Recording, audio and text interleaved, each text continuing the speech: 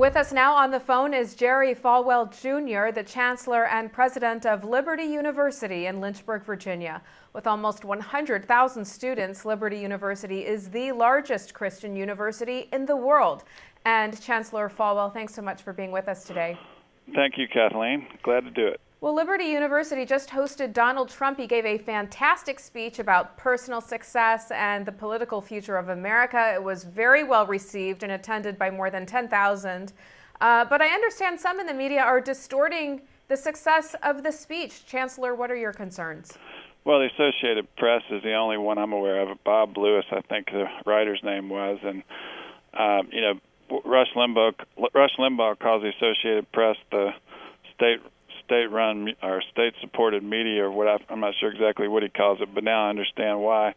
The reporter didn't even attend the speech. He watched it over the internet, and he didn't really have a sense for the excitement was palpable in the room, and when the students just were so enthusiastic and excited about Mr. Trump's visit, and the things that he reported as serious comments were actually said in jest, and it's just sad that a reporter would do that. You know, it was probably the best convocation. We have 3 convocations a week here, have for years.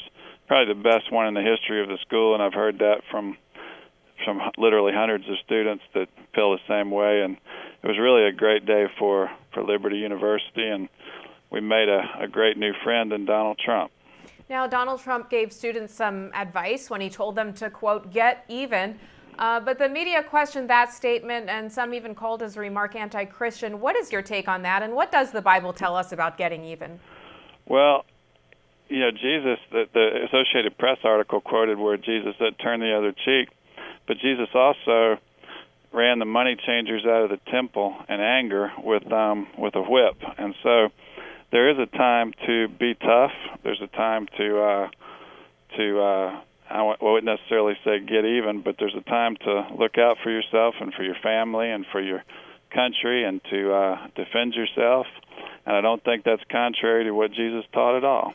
Now, this report, is this another example of liberal media bias in your view? And when it comes to the mainstream media as a whole, is the mainstream media hostile to Christianity?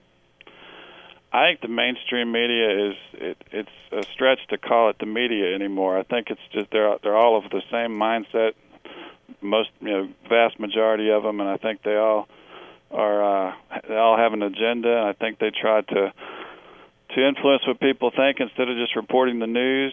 And I do think it is the liberal media. I do think they have an agenda, and I think when they saw Donald Trump, someone who almost ran on the Republican ticket, speaking at Liberty University, which is known as a very conservative school, I think they immediately went into attack mode. The Associated Press did, and I think it's par for the course.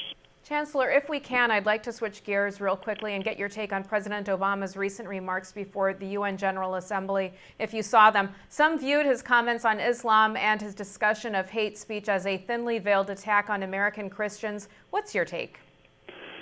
Well, I noticed he didn't criticize those who attack Christianity. The Coptic Christians are being killed right now over in the Middle East, and there's been artwork supported by the federal government displayed in this country. It was a few years ago. Piss Christ was the name of it, where it was a crucifix soaked in urine, in the artist's urine.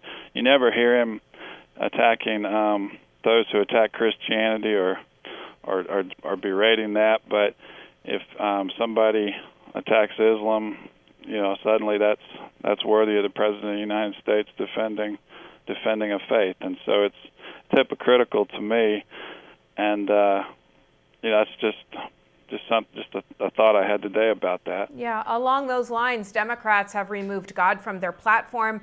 The president has vilified the Catholic Church and other Christian organizations as anti-women after they sued his administration over the birth control mandate, and critics say he ignores offenses committed in the name of Islam against Christians and Jews around the world. So what do you think a second Obama term would mean for Christians here in the U.S. and around the world? I think a second term, we'll see the real Obama come out. I think he's I don't know if you could call anything he's done moderate, but I think he's not revealed his true intentions and his true wishes to the fullest extent in the first term. I think, I've heard him say to people, I have to stay tempered until my next term, and so it's just scary to think what he might do in a second term as president. And it just shocks me that the American people are so blind to what he's really all about. I saw the movie 2016,